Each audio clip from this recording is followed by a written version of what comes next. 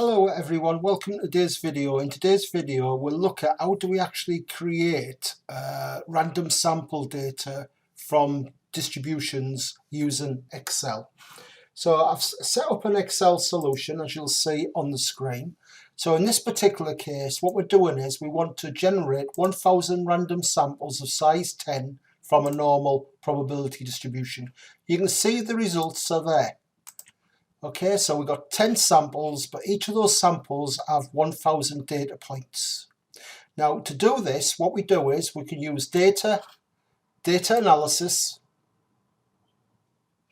and then we want random number generation. And you can see there for this data set I've included the screenshots.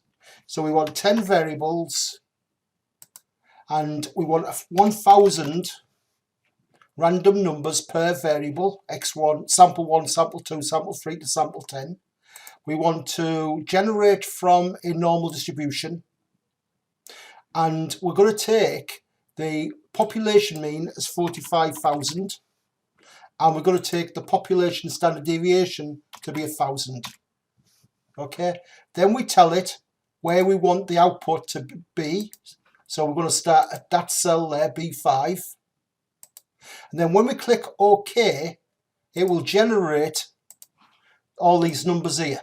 So it'll generate 10 samples, and each sample, if you go down, look, we'll go all the way at the bottom, each sample will have 1000 data points.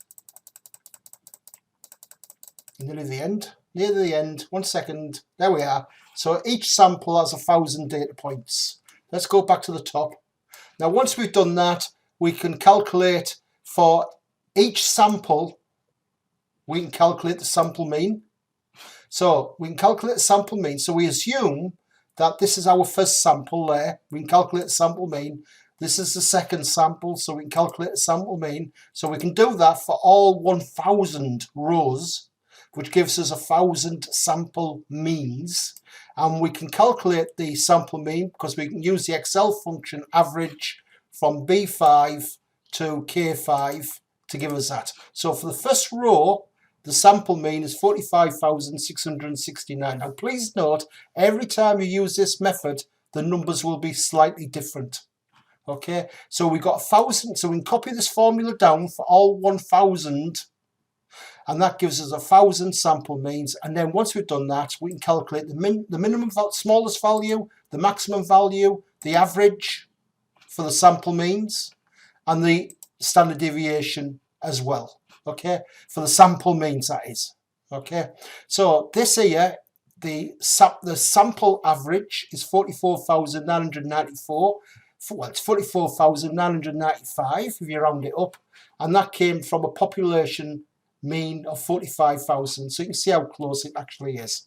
And then once you've done that, you can plot the histogram for these sample means, and you can see the shape.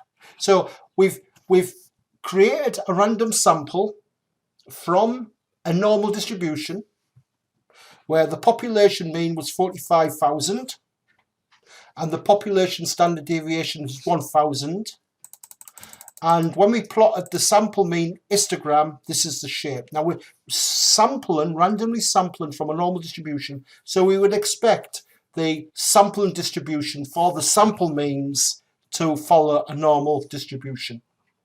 Now we know from the central limit theorem that it doesn't matter what you sample from, as long as you've got a large number of these samples, so you've got a large number of sample means, then we would expect the distribution to be normally distributed.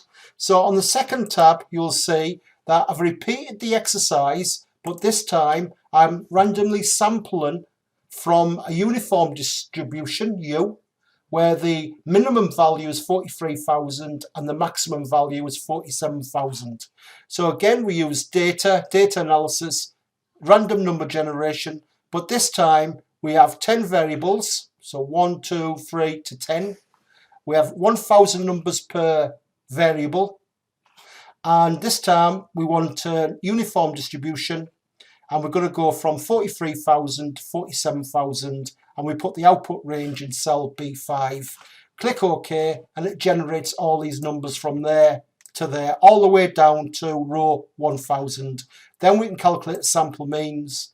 Then we can calculate summary statistics. Look at that. The average is 44,997, very close to the population value, etc., that you would expect, which would be 43,000 plus 47,000 divided by 2, which is 45,000. Okay, so that's the population mean. Okay, and there's the histogram for the sample means.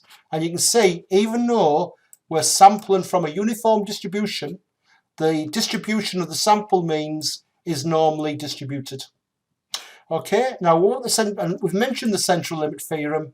So what we've got here is some examples where we're increasing the number of samples per sample from n is 2, n is 10, n is 5 to n is 40. And what's important is to realise, look, they all look normal because these are the sample means, but look at the deviation, the spread of data, because I put it on the same scale. So this one goes from nearly 20,000 to 70,000. So we increase it. This one goes from about just less than 40 to just over 50, etc. And you can see this one is 40 to 50. So you can see you've got a normal distribution shape, but the spread reduces. Okay, so that's the central limit theorem. And you can see it more from there, where we've randomly selected our data from a uniform distribution, and the distribution of the sample means is still normal. In the first example, we randomly selected from a population that was normally distributed, and the distribution of the sample means is normal as well. Okay, so that's it for today. Bye for now.